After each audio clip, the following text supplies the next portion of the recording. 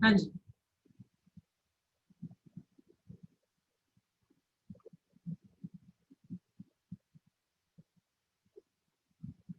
चलो अपन पढ़ चुके थे बिजनेस प्रोसेस ऑटोमेशन क्या होता है, उसके क्या बेनिफिट्स होते हैं, उसका क्या प्रोसेस है, ये सारी चीजें अपन पढ़ चुके थे। आज अपन पढ़ेंगे रिस्क। क्या क्या रिस्क हो सकते हैं प्रोसेस को ऑटोमेट करते टाइम, एंड उस रिस्क को कैसे मैनेज किया जाएगा, रिस्क एंड इट्स मैनेजमेंट। क्या रिस्क हो सकता है, उसको कैसे आप मैनेज करोगे, ये सारी चीजें अपन यहाँ पे पढ़ेंगे। रिस्क, रिस्क मतलब क्या होता है? रिस्क, रिस्क मतलब आप लोग सब लोग जानते हैं कि रिस्क का मतलब क्या होता है। रिस्क का मतलब कोई भी ऐसी चीज जिसकी वजह से आप अपना ऑब्जेक्टिव को अचीव नहीं कर पाते। जो आपने ऑब्जेक्टिव सोचा था उसमें डेविएशंस आ गए। डेविएशंस मतलब उस ऑब्जेक्टिव को अपन अचीव नहीं कर पाए किसी भी चीज की वजह से। कोई भी ऐसा इवेंट जिसके नेगेटिव कॉन्सिक्वेंसेस हो, जिसका नेगेटिव कॉन्सिक्वेंस हो, अनवांटेड कॉन्सिक्वेंस निकल जाए, उस चीज को रिस्क कहते हैं। कोई भी ऐसा इवेंट जिसकी वजह से मैं मेरा ऑब्जेक्टिव को अचीव नहीं कर पा रही, जिसकी वजह से कोई नेगेटिव कॉन्सिक्वेंस क्रिएट हो रहा है, उसी को रिस्क कहते हैं। ऑब्जेक्टिव, आपके प्लान ऑब्जेक्टिव्स कौन से लेवल पे आप ऑब्जेक्टिव बना सकते हो, कौन से लेवल्स पे प्लान ऑब्जेक्टिव बनाए जा सकते हैं। स्ट्रैटेजिक लेवल, जो टॉप लेवल होता है वो कुछ ना कुछ अपना ऑब्जेक्टिव बना के रखता है। ऑपरेशनल लेवल, जो एक्चुअल फंक्शनिंग लेवल होते हैं वो अपना ऑब्जेक्टिव बना के रखते हैं। रेगुलेटरी, रेगुलेटरी ऑब्जेक्टिव भी हो सकता है कि ये सारे रूल्स रेगुलेशंस हमें फॉलो करने हैं, ये नहीं करने। आपका फाइनेंशियल ऑब्जेक्टिव भी हो सकता है कि इतना पैसा हमें कमाना है, इतना नहीं कमाना, related to product, related to process, इन सबसे रिलेटेड आपके ऑब्जेक्टिव्स हो सकते हैं। कोई भी प्रोडक्ट, कोई भी प्रोसेस से रिलेटेड आप strategic level, operational level, financial level, regulatory level पे आप अपना ऑब्जेक्टिव को डिसाइड कर सकते हैं। Then degree of risk, degree of risk, degree of risk का मतलब क्या होता है? डिग्री ऑफ रिस्क का मतलब रिस्क आने के कितने चांसेस हैं। लाइक्लीहुड, लाइक्लीहुड का मतलब होता है चांसेस, किसी भी चीज के होने के कितने चांसेस, कोई भी रिस्क होने के कितने चांस है।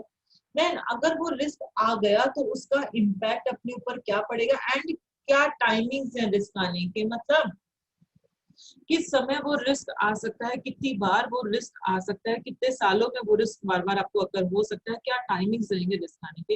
ये सारी चीजें आप कैलकुलेट करते हैं डिग्री ऑफ रिस्क में। तो degree of risk, degree of risk मतलब रिस्क आने के कितने चांसेस हैं, अगर वो आ गया रिस्क तो उसका इम्पैक्ट अपने ऊपर क्या पड़ेगा, एंड क्या टाइमिंग्स है रिस्क आने के, कितने टाइम तक वो रिस्क रहेगा अपने पास, कितने टाइम में अपन उसको हटा सकते हैं, उसका कॉन्सिक्वेंस कम कर सकते हैं।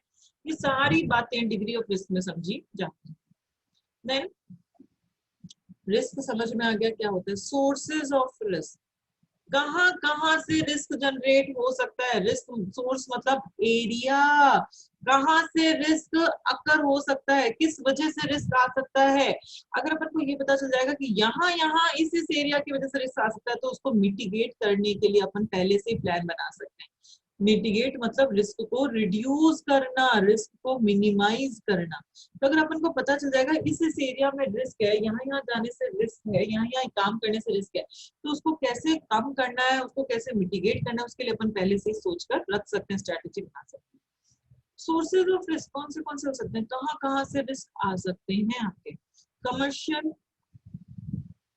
एंड लीगल रिलेशनशिप, आपकी ऑर्गेनाइजेशन, एक ऑर्गेनाइजेशन को दूसरे के साथ कैसे क्या रिलेशनशिप है, अगर बहुत अच्छे रिलेशनशिप है तो रिस्क कम होगा, खराब रिलेशनशिप है तो वो अपन को हार्म पहुंचा सकते हैं। लीगल रिलेशनशिप्स कैसे हैं। इकोनॉमिक सर्कमस्टांसेस, आपकी कंट्री की इकोनॉमिक कंडीशन क्या चल रही है, बूम पे है, रिसेशन पे है, क्या है, उसके अकॉर्डिंग आपको रिस्क हो सकते हैं। ह्यूमन बिहेवियर, जो लोग हैं चाहे वो एम्प्लॉयज हो चाहे वो कस्टमर्स हो, वो कैसा क्या बिहेव कर रहे हैं, उसकी वजह से आपको रिस्क हो सकता है। नेचुरल इवेंट्स, जो नेचुरल इवेंट्स होते हैं, नेचुरल इवेंट्स की वजह से डिजास्टर, फ्लड्स, फेमाइन्स की वजह से मुझे कितना रिस्क हो सकता है। पॉलिटिकल सर्कमस्टेंसेस, अगर पॉलिटिकल पार्टी चेंज होगी तो जीएसटी की रेट्स अगर चेंज हो जाएंगी, कोई और नया टैक्स आ जाएगा, उसकी वजह से मेरे को कितना रिस्क हो सकता है। टेक्नोलॉजी इशू, कोई भी टेक्नोलॉजी में प्रॉब्लम आ गई, टेक्नोलॉजी सही से काम नहीं कर रही, नेट इश्यूज आ रहे हैं, उसकी वजह से मेरे ऑर्गेनाइजेशन क्या रिस्क हो सकता है। इंडिविजुअल एक्टिविटी, कोई भी बंदा, इंडिविजुअल बंदा कैसा क्या काम कर रहा है, उसकी वजह से भी आपको रिस्क आ सकता है। तो ये सारे एरियाज होते हैं जहां से रिस्क जनरेट हो सकता है। कहाँ से रिस्क आ सकता है। कमर्शियल लीगल रिलेशनशिप की वजह से रिस्क आ सकता है, इकोनॉमिक सर्कमस्टांसेस, कोई ह्यूमन बिहेवियर की वजह से, नेचुरल इवेंट्स, इन सब की वजह से आपका रिस्क क्रिएट जनरेट हो सकता है। रिस्क मतलब कोई भी अनडिजायर्ड इवेंट जिसकी वजह से कोई भी नेगेटिव कॉन्सिक्वेंसेस आएंगे, उसी को अपन रिस्क कहते हैं। कहाँ से रिस्क आया? रिस्क आने के पॉलिटिकल लीगल रिलेशनशिप्स कैसे हैं आपके, नेचुरल एनवायरनमेंट, ह्यूमन बिहेवियर, सबकी वजह से रिस्क आ सकता है। कोई भी जो रिस्क होता है उसकी कुछ कैरेक्टरिस्टिक्स होती हैं, कोई भी जो रिस्क होता है उसके कुछ कैरेक्टरिस्टिक्स होती हैं। क्या क्या कैरेक्टरिस्टिक्स होती है रिस्क? रिस्क मतलब पोटेंशियल लॉस, रिस्क मतलब जिस भी वजह से अपन को लॉस होगा, जिस भी वजह से अपने ऑर्गेनाइजेशन को लॉस होगा, उसको रिस्क कह सकते हैं। रिस्क को अपन कह सकते हैं, रिस्क मतलब uncertainty of loss, uncertainty of loss, upon sure नहीं है कितना क्या लॉस हो सकता है उसकी वजह से, मतलब लॉस होने के कितने चांसेस हैं ये भी निकाला जाता है। एंड यहाँ पे कितने चांसेस हैं कि कोई स्पेसिफिक सिस्टम अटैक हो सकता है, कितने चांसेस हैं कि कोई एक स्पेसिफिक सिस्टम के अटैक होने के, स्पेसिफिक सिस्टम पे अटैक होने के कितने चांसेस हैं, ये भी आप रिस्क की टर्म्स में निकाल सकते हो। तो रिस्क मतलब जो भी लॉस हो रहा है उसको रिस्क कह देते हैं। रिस्क मतलब रिस्क अनसर्टेन है, कभी भी कितना भी रिस्क आ सकता है, उसके से कितना भी लॉस हो सकता है। रिस्क मतलब एक सिस्टम पे अटैक होने के कितने चांसेस हैं, एक सिस्टम पे अटैक होने के कितने क्या चांस है, उसको भी अपन क्या बोल देते हैं? रिस्क बोल देते हैं। Then types of risk, types of risk, types of risk, बहुत सारे तरीके के रिस्क होते हैं। पहला रिस्क अपन पढ़ेंगे that is business risk.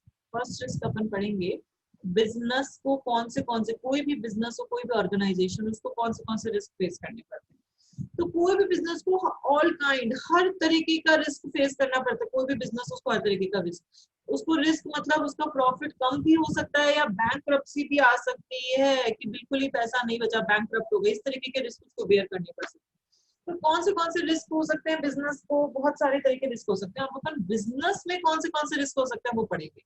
Business को स्ट्रैटेजिक रिस्क फेस करना पड़ सकता है। कोई भी ऑर्गेनाइजेशन हो उसको स्ट्रैटेजिक, स्ट्रैटेजिक मतलब जो स्ट्रैटेजी लेवल कौन सा होता है, जो टॉप लेवल होता है उसी को स्ट्रैटेजिक लेवल होता है।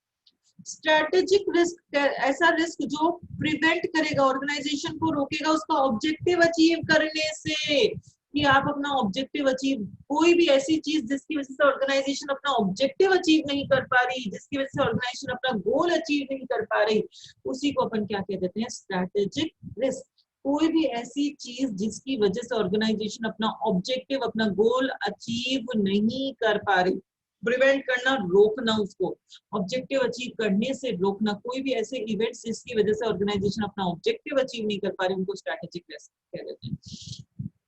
कौन से हो सकते हैं स्ट्रैटेजिक रिस्क? जैसे कि सपोज आपकी स्ट्रैटेजी सही नहीं बनी हुई, इसकी वजह से आप ऑब्जेक्टिव अचीव नहीं कर पा रहे। पॉलिटिकल कंडीशन की वजह से, आपकी कंट्री की ऐसी पॉलिटिकल कंडीशन उसकी वजह से आपका जो ऑब्जेक्टिव है वो आप अचीव नहीं कर पा रहे।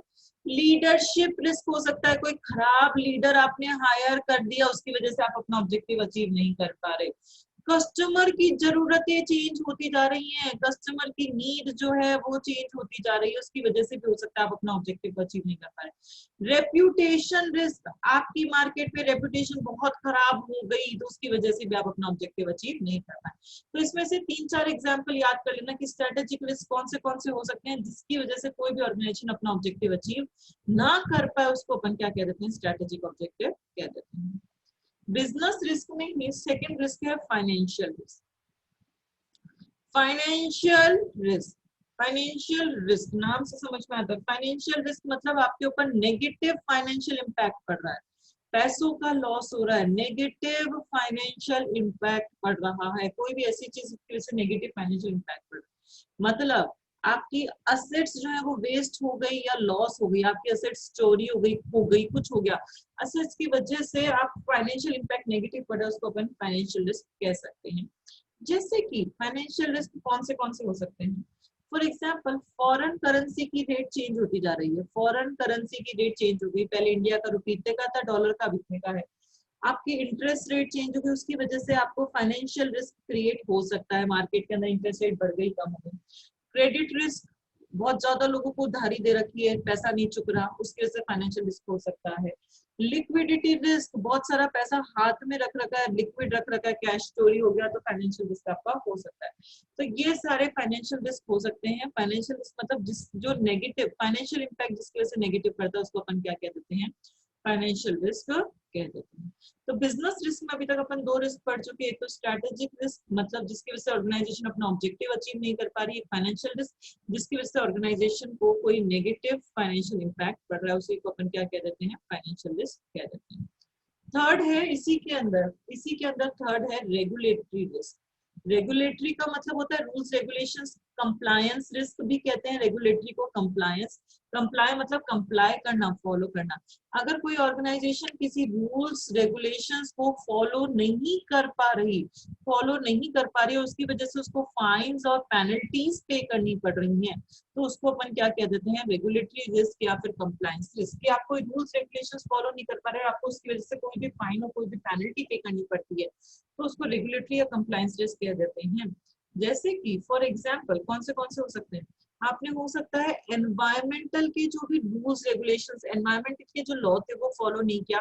एनवायरमेंट में आप इतना ही पोल्यूशन फैला सकते हैं, आपने ज्यादा पोल्यूशन फैला दिया तो आपको फाइन्स देने पड़ेंगे। एम्प्लॉय की हेल्थ, आप आपकी एम्प्लॉय की हेल्थ का आप ध्यान नहीं रख रहे, जो भी आपका रूल्स है वो फॉलो नहीं करे तो आपको फाइन्स की पेनल्टी आपको पे करनी पड़ेगी। सेफ्टी नहीं है आपके ऑर्गेनाइजेशन में, आप अपनी एम्प्लॉयज को सेफ्टी नहीं दे पा रहे, उसकी वजह से आपको फाइन्स पेनल्टी पे करनी पड़ेगी। आप जो पर्सनल डेटा होता है, आपने जो भी एम्प्लॉय से पर्सनल डेटा उनका लिया उसको प्रोटेक्ट नहीं कर पा रहे as per the law, as per the information technology law जो भी कहता है उसके अकॉर्डिंग अगर उनका पर्सनल डेटा को आप प्रोटेक्ट नहीं कर पा रहे तो आपको जो भी फाइन्स पेनल्टीज पे करनी पड़ेंगी, वो सब किस में आ जाएंगी, रेगुलेटरी या कंप्लायंस रिस्क के अंदर आ जाएंगी। देन बिजनेस रिस्क के अंदर ही नेक्स्ट होता है that is operational risk. Operational मतलब क्या होता है, काम करना, काम करने को अपन ऑपरेशन कहते हैं। काम करने का रिस्क मतलब ऐसी चीजें, ऐसे इवेंट्स जो प्रिवेंट करते हैं, ऑर्गेनाइजेशन को रोक रहे हैं एफिशिएंटली एंड इफेक्टिवली ऑपरेट करने में, efficiently and effectively.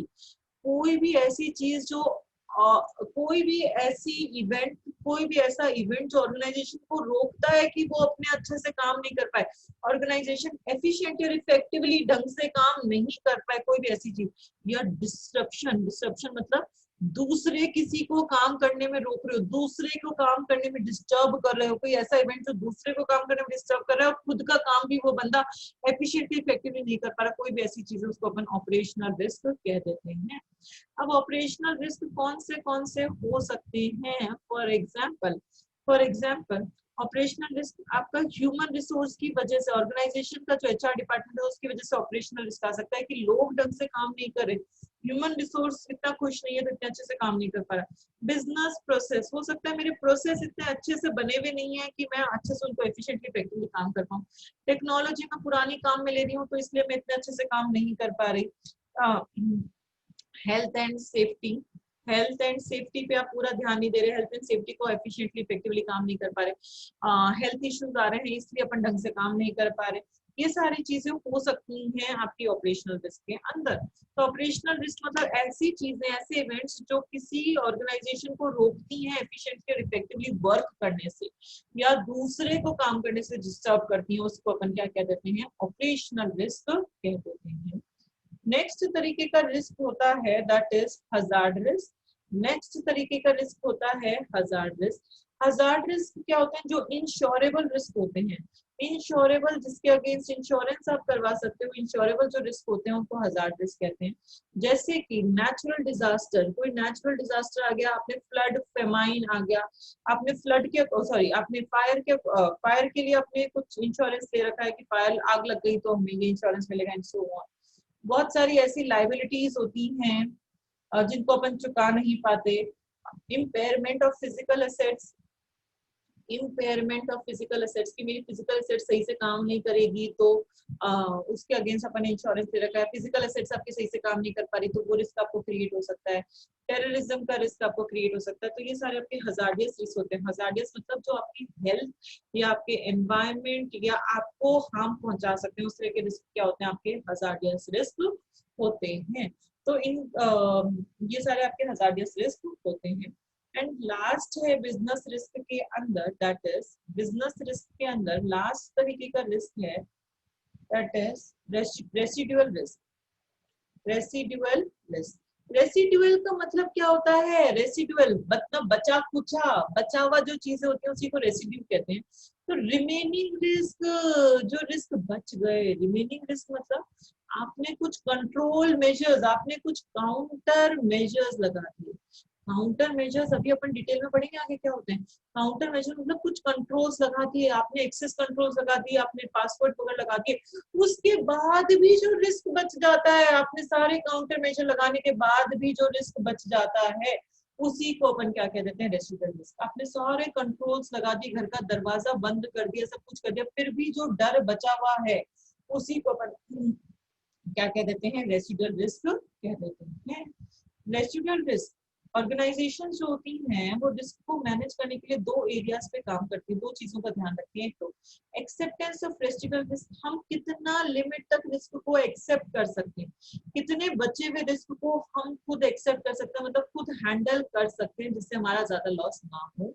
Acceptance and selection of safeguards, अपन कौन से सेफगार्ड्स लगाएंगे, कौन से सिक्योरिटी मेजर्स लगाएंगे ताकि रिस्क कम से कम आए, रिस्क होने के चांसेस कम से कम हो। आप क्या क्या सिक्योरिटी मेजर्स काम में लोगे।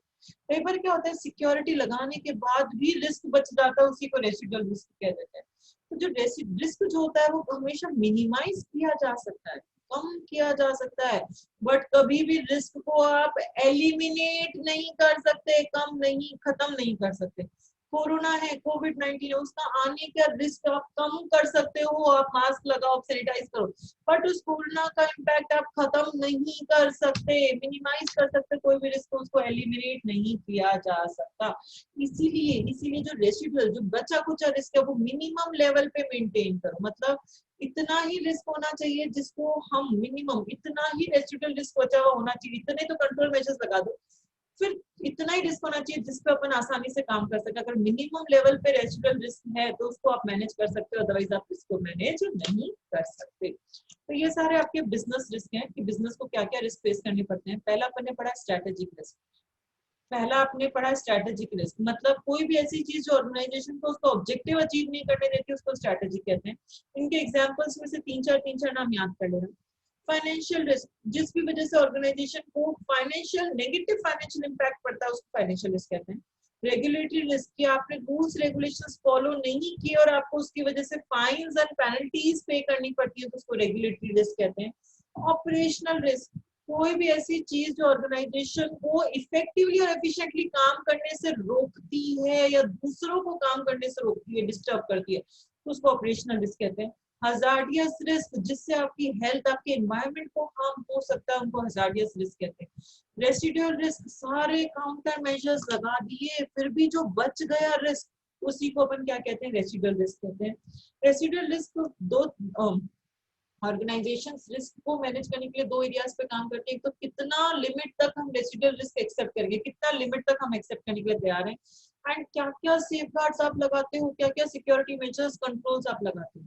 रिस्क हमेशा मिनिमाइज किया जा सकता है बट एलिमिनेट नहीं किया जा सकता।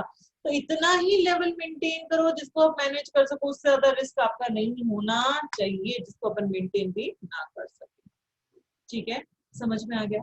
ये अपन ने पढ़े सारे बिजनेस रिस्क, किसी भी बिजनेस को क्या क्या रिस्क फेस करने पड़ सकते हैं। सेकेंड तरीके का अपन रिस्क पढ़ेंगे, that is technology risk.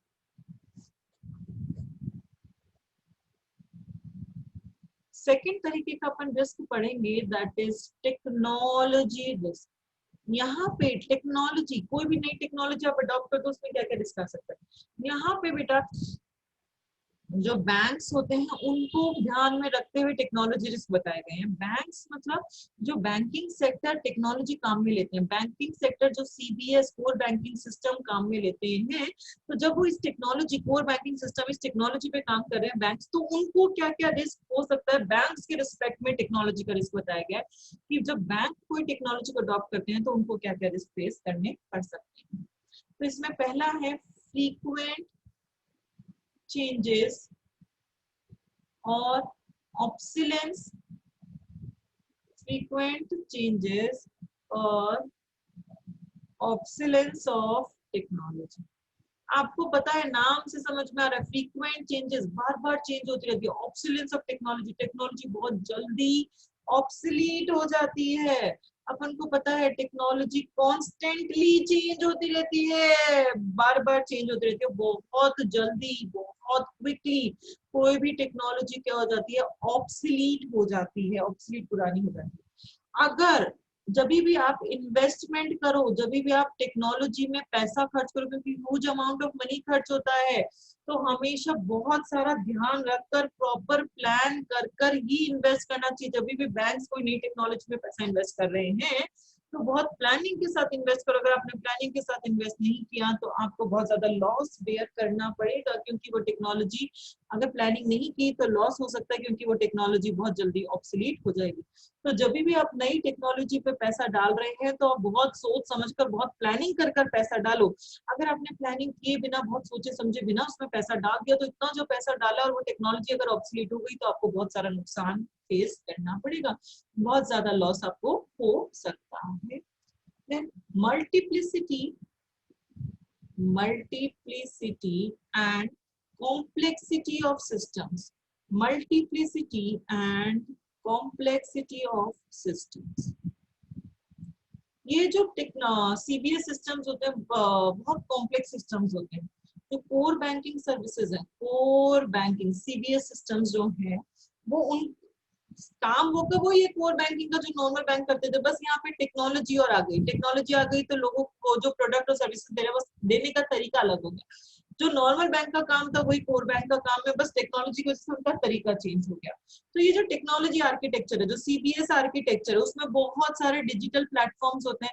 CBS architecture के अंदर मल्टीपल डिजिटल प्लेटफॉर्म्स है, बहुत सारे, एक ही सीबीएस के अंदर ये भी टेक्नोलॉजी हो रहा है, ये भी हो रहा है, ये भी हो रहा है, बहुत सारा काम हो रहा है कि लाइक लोन लेना, लोन फिक्स डिपॉजिट पैसा जमा करवाना, बैंक से लोन लेना, बैंक से पता नहीं कितने सारे काम, आप लेटर ऑफ क्रेडिट, गारंटी, बहुत सारे डिजिटल प्लेटफॉर्म्स होते हैं, उनको समझना थोड़ा सा मुश्किल होता है। इतने सारे टर्म्स को, कंप्यूटर की टेक्नोलॉजी को समझना मुश्किल हो जाता है। इसीलिए या तो आपके बैंक का जो पर्सनल है, या तो आपका बैंक का जो बंदा है, उसके पास वो टेक्नोलॉजी स्किल होनी चाहिए कि वो सीबीएस वाली टेक्नोलॉजी पे काम कर सके, या फिर बैंक क्या करती है, अपना टेक्नोलॉजी को मैनेज करने के लिए उस काम को आउटसोर्स कर देती है ऐसी कंपनी को जिनके पास वो सारी टेक्नोलॉजी स्किल्स होंगी। तो multiplicity and complexity of system इतना कॉम्प्लेक्स है, सीबीएस में इतने सारे फंक्शन, इतने सारे फीचर्स हैं, उनको समझना बहुत मुश्किल है, बहुत मुश्किल है, क्योंकि इसमें इतने सारे डिजिटल प्लेटफॉर्म्स हैं। तो या तो मेरे बैंक का जो स्टाफ है उसके पास इतनी टेक्निकल नॉलेज होनी चाहिए सीबीएस से रिलेटेड, या फिर मैं वो काम आउटसोर्स कर दूंगी, दूसरी कंपनी को दे दूंगी जो मेरे सीबीएस को मेंटेन कर सके, जिसके पास वो टेक्निकल नॉलेज है। तो बहुत सारी स्किल्स की आपको जरूरत होती है, उनकी सिस्टम्स क्या होते हैं, बहुत ज्यादा कॉम्प्लेक्स होते हैं। Different types of controls, next risk है इसमें, different types of controls for different types of technology, different type of technology, अलग अलग टेक्नोलॉजी पे अलग अलग तरीके के कंट्रोल लगाने पड़ते हैं। जैसे अपन ने सीबीएस में पढ़े थे कि सीबीएस में भी बहुत सारे तरीके के सीबीएस आ रहे हैं, लाइक इन्फोसिस, फिनेकल अपन ने पढ़ा था, लाइक BANCS, बैंकमेट, इतने सारे टेक्नोलॉजी, इतने सारे सॉफ्टवेयर हैं सीबीएस के। तो हर सॉफ्टवेयर पे अलग अलग कंट्रोल लगाने पड़ेंगे, जैसा जैसा सॉफ्टवेयर वैसे वैसे according to the software, according to the technology आपको अलग अलग कंट्रोल्स लगाने पड़ते हैं। तो अगर बैंक फिनेकल काम में ले रहा है तो उसके अकॉर्डिंग उसको कंट्रोल्स लगाने पड़ेंगे, अगर बैंक BANCS काम में ले रहा है तो उसके अकॉर्डिंग उसको कंट्रोल्स लगाने पड़ेंगे, ठीक है। देन नेक्स्ट है इसके अंदर, that is proper alignment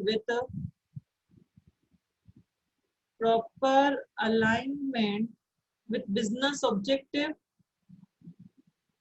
and legal requirements, legal और रेगुलेटरी रिक्वायरमेंट्स। जो भी सीबीएस सॉफ्टवेयर आप काम में ले रहे हो, जो भी बैंकिंग का सॉफ्टवेयर आप काम में ले रहे हो, वो ऐसा होना चाहिए जो ऑर्गेनाइजेशन की सारी नीड्स को फुलफिल कर पाए, बैंक की सारे ऑब्जेक्टिव को कंप्लीट कर पाए एंड सारे रूल्स रेगुलेशंस को फॉलो करे, जितने भी रूल्स रेगुलेशंस होते हैं। तो जब भी अपन सीबीएस सॉफ्टवेयर बैंक्स में काम में लेंगे तो वो ऐसा अलाइंड होना चाहिए, वैसा सॉफ्टवेयर के अलाइंड हो, लिंक अप हो बिजनेस ऑब्जेक्टिव के साथ, कि वो मेरे ऑब्जेक्टिव को अचीव करने में मुझे मैक्सिमम हेल्प कर पाए, वो सॉफ्टवेयर मेरे सारे ऑब्जेक्टिव, सारी जरूरतें बैंक की उनको फुलफिल कर पाए एंड प्रॉपर रूल्स रेगुलेशंस उसके अंदर फॉलो। ठीक है, तो इन चीजों का अपन को ध्यान रखना पड़ेगा जब भी सीबीएस सॉफ्टवेयर आप बैंक के अंदर लगा रहे हो। Then dependence on vendors. क्या होता है सीबीएस सॉफ्टवेयर, जब अपन बैंक के अंदर कोई टेक्नोलॉजी काम में लेते हैं तो अपन वेंडर पे डिपेंड करते हैं ड्यू टू आउटसोर्सिंग, क्योंकि हम हमारा काम आउटसोर्स कर देते हैं। अभी मैंने देखा कि इतना कॉम्प्लेक्स सिस्टम था, स्किल्स मेरे पास नहीं थी, तो मैंने किसी और को दे दिया कि आप मैनेज कर दो, तो मैं उस पर डिपेंड करूंगी मैनेजमेंट के लिए, क्योंकि मैंने आउटसोर्स कर दिया मेरा काम, आईटी सर्विसेज को आउटसोर्स करके। देखो यहाँ पे सीबीएस, जब भी बैंक के अंदर सीबीएस काम में लेता है तो बैंक के जो पर्सनल्स होते हैं उनके पास स्पेशलाइज्ड डोमेन स्किल होनी चाहिए। स्पेशलाइज्ड डोमेन स्किल मतलब उनको उसके बारे में पूरा ज्ञान होना चाहिए, कंप्यूटर की लैंग्वेजेस के बारे में भी उनको पूरी नॉलेज स्किल्स होनी चाहिए कि अगर कुछ खराब हो गया तो उसको ठीक कर सके। डोमेन स्किल होनी चाहिए उसको, आईटी जो आईटी डिपार्टमेंट है, जो आईटी इंफॉर्मेशन टेक्नोलॉजी बैंक की है, उनको वो मैनेज कर सके। ये सारी सर्विसेज आप आउटसोर्स भी कर सकते हो। ये सारी सर्विसेज या तो पर्सनल के पास नॉलेज होगी, या अपन ये काम क्या कर देंगे, आउटसोर्स कर देंगे ऐसी कंपनी को, ऐसे वेंडर को जिसके पास ये सारी नॉलेज होगी। तो जो वेंडर को आउटसोर्स कर देंगे तो वेंडर पे अपन डिपेंडेंट हो जाएंगे हर चीज के लिए। तो वेंडर पे डिपेंडेंट है, उस टाइम पे कोई गलती ना हो, इसलिए वेंडर से जब भी काम करो तो प्रॉपर कॉन्ट्रैक्ट उससे साइन करवाओगे, प्रॉपर मॉनिटर करोगे, प्रॉपर कंट्रोल लगाओगे कि वेंडर भी कोई काम गलत ना कर दे। तो dependence on vendors due to outsourcing of IT information technology का काम अगर आप बाहर की कंपनी को दे दो तो अपन उस पर डिपेंड करने लग जाएंगे हर चीज के लिए। तो जब भी अपन ऐसा सीबीएस सॉफ्टवेयर को मैनेज करने का काम अगर बैंक किसी और कंपनी को दे देती है तो बैंक्स प्रॉपर कॉन्ट्रैक्ट साइन करेंगे, प्रॉपर मॉनिटर और प्रॉपर कंट्रोल्स लगाकर वो काम करवाएंगे, या फिर आपके स्टाफ के पास वो पर्सनलाइज्ड स्किल्स होनी चाहिए। ठीक है, देन नेक्स्ट रिस्क हो सकता है vendor related concentration risk. Next risk कौन सा है आपका, vendor related concentration risk. Vendor related concentration risk मतलब क्या हो गया, ये सिमिलर जैसा है जैसा अभी अपन ने ऊपर वाला पढ़ा वैसा। कई बार क्या होता है कि एक ही बैंक, एक ही सीबीएस के लिए मल्टीपल वेंडर्स भी हो सकते हैं। एक ही सीबीएस के लिए मल्टीपल वेंडर्स, लाइक मुझे हार्डवेयर कोई और दे रहा है, मुझे सॉफ्टवेयर कोई और दे रहा है, मुझे नेटवर्किंग कोई और दे रहा है, मुझे बैंकिंग का जो सॉफ्टवेयर है वो कोई और दे रहा है। अगर सॉफ्टवेयर सीबीएस सॉफ्टवेयर लगाना है तो उसके लिए कंप्यूटर चाहिए, उसके लिए ऑपरेटिंग सिस्टम लाइक विंडोज वगैरह चाहिए, नेटवर्क चाहिए, इंटरनेट चाहिए। तो ये सारी चीजें कई बार क्या होता है अलग अलग वेंडर्स भी दे सकते हैं, या ये सारी चीजें कई बार एक सिंगल वेंडर भी दे सकता है। सारी चीजें एक वेंडर ने दे दी और सारी चीजें अलग अलग वेंडर पे भी दे देते हो।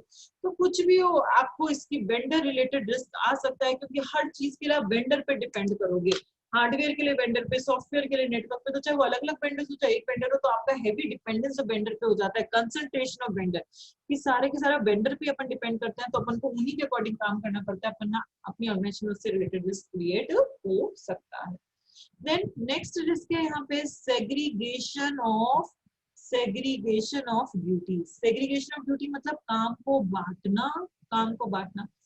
अगर segregation of duty conflict create हो गया, कॉन्फ्लिक्ट क्रिएट हो गया, जो काम बांट रहा है उसमें कॉन्फ्लिक्ट आ गया, पर्सन ये कह रहा है कि मेरा भी ये काम है, पर्सन भी कह रहा है मेरा भी ये काम है, मैं ये काम करूंगा, पर्सन ये कह रहा है मुझे इसकी परमिशन है, पर बी कह रहा है मुझे भी इन सब की परमिशन है। कोई कॉन्फ्लिक्ट हो गया कि वो बंदा कहता है कि मुझे भी रीड करने की परमिशन है, सेकंड बोलता है मुझे भी है, थर्ड बोलता है मुझे भी। कोई इश्यू आ गया, कोई कॉन्फ्लिक्ट आ गया, तो उसकी वजह से बहुत सारा फ्रॉड बैंक में हो सकता है। तो सेग्रीगेशन ऑफ ड्यूटी प्रॉपरली होना बहुत जरूरी है। अगर अगर अगर बैंक ने इनिशिएट करने का काम शुरू करने का, ऑथराइज चेक करने का कि वो बंदा सही है या गलत है, एंड लोन को डिस्ट्रीब्यूट करने का काम, लोन देने का काम, ये तीनों काम अगर बैंक में एक बंदा ही करेगा तो उसमें मिसयूज होने के चांसेस बहुत ज्यादा हैं, वहां पे फ्रॉड होने के चांसेस बहुत ज्यादा है। कि जो बंदा इनिशिएट कर रहा है वही ऑथराइज कर रहा है, वही लोन को डिस्ट्रीब्यूट कर रहा है, अपने सेपरेट टीम्स नहीं बना रखी, काम को नहीं बांट रखा, तो आपके एरर्स आने के, फ्रॉड आने के चांसेस बहुत ज्यादा हो जाएंगे। ठीक है, नेक्स्ट है external threat leading to, external threat बाहर की दुनिया की वजह से भी थ्रेट आ सकता है, लीडिंग टू साइबर क्राइम, उसकी वजह से भी साइबर फ्रॉड या साइबर क्राइम हो सकता है। बाहर की दुनिया की वजह से थ्रेट आने का मतलब क्या है, देखो पहले क्या होता था, पहले पहले सिर्फ बैंक की प्रीमाइस के अंदर ही, प्रीमाइस मतलब बिल्डिंग के अंदर ही, और बैंक के एम्प्लॉयज ही कोई भी सॉफ्टवेयर को एक्सेस कर पाते थे बैंकिंग का।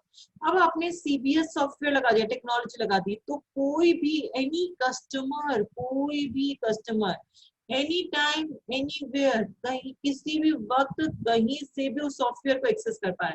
मतलब ये सॉफ्टवेयर ओपन हो गया, ओपन हो गया, तो जब ओपन हो गया तो उसमें फ्रॉड होने के चांसेस ज्यादा हो गए।